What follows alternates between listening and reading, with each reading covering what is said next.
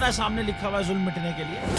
दो चीजों से मिटेगा भाई, एक अदल की कुर्सी पे जो लोग बैठते हैं ना, वो अदल के हिसाब से फैसले करने लगे।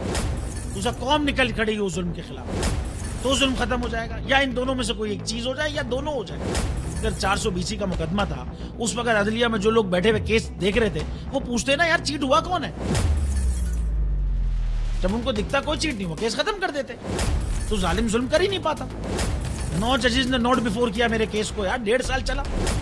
शख्सी जमानत का केस, सेम केस इस्लामाबाद में कर दिया। एक ही इल्जाम पे 2 केस हो नहीं सकते भाई। मतलब 60 दिन का वक्त होता है, 102 दिन के बाद मैं जीत गया, केस बरी हो गया, 102 दिन के बाद अपील फाइल की, एक्सेप्ट कर ली। नहीं करते ना एक्सेप्ट, खत्म हो जाता ना जुल्म यार।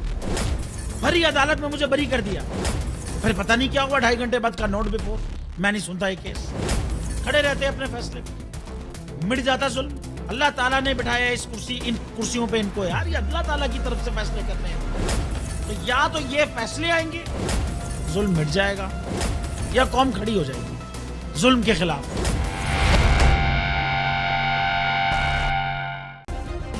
सब्सक्राइब करें और बेल दबाएं ताकि कोई खबर रह न जाए।